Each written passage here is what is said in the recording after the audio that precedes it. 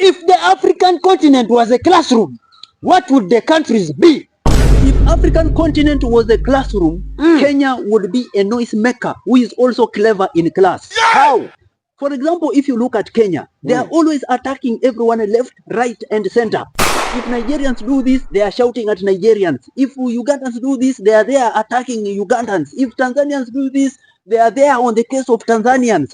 But again, when you look at Kenya, they are doing well economically, they are doing well politically, and other spheres of life. And therefore, this qualifies Kenya to be a noise maker in this classroom of Africa, the person who is also clever. Yes. What about Nigeria?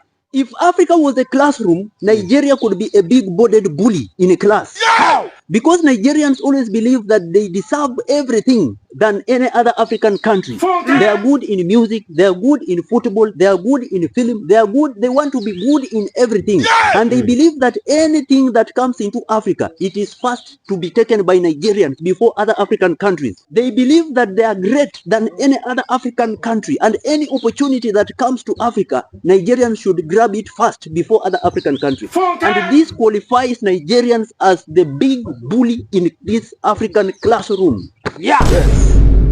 What about South Africa?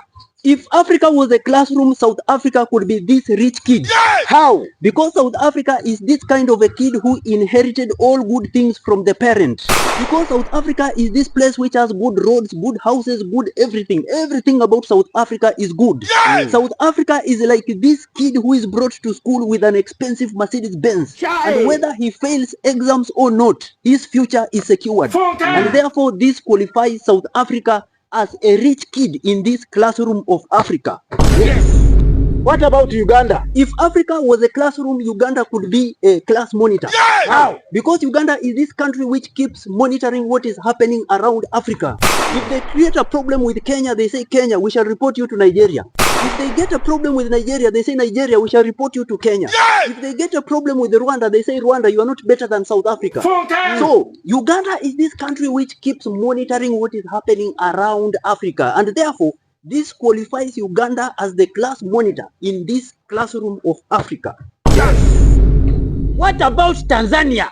If Africa was a classroom, Tanzania would be this student who is quiet in class, but others don't understand what this person is up to. Yes! Is this kind of person who is quiet but not stupid in class?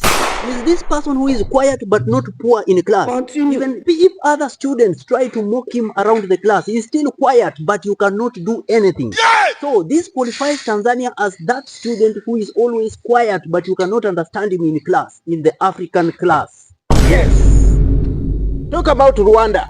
If Africa was a classroom, Rwanda could be this clean student in class who sits in front. Yes! How? You look at his shoes is well polished. You look at his clothes is well ironed. Everything about him is organized and is ready to answer any question that the teacher may ask. That is the same way you will see Rwanda is the cleanest country and organized. Yes! And therefore, this qualifies Rwanda as the cleanest student in this African class.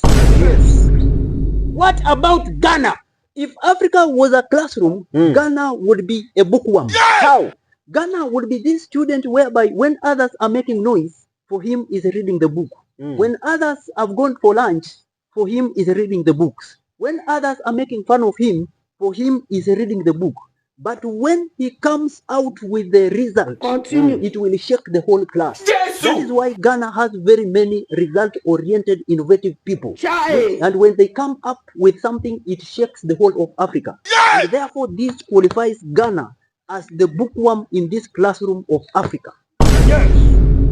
What about South Sudan? If Africa was a classroom, South Sudan will be this student who is mistaken to be in upper class from where other current ones are. Yes! Because of their height, they are mistakenly understood to be 3 classes above from where they are. But in actual sense, you find that they are just tall and young and they are supposed to be actually behind. Same way right now, you find that South Sudan is supposed to be one of the most developed countries in Africa. But because they just got independence just recently, they are where they are. And therefore, this qualifies South Sudan as the student who is mistakenly understood to be in classes ahead than the current ones in an African class. Yes.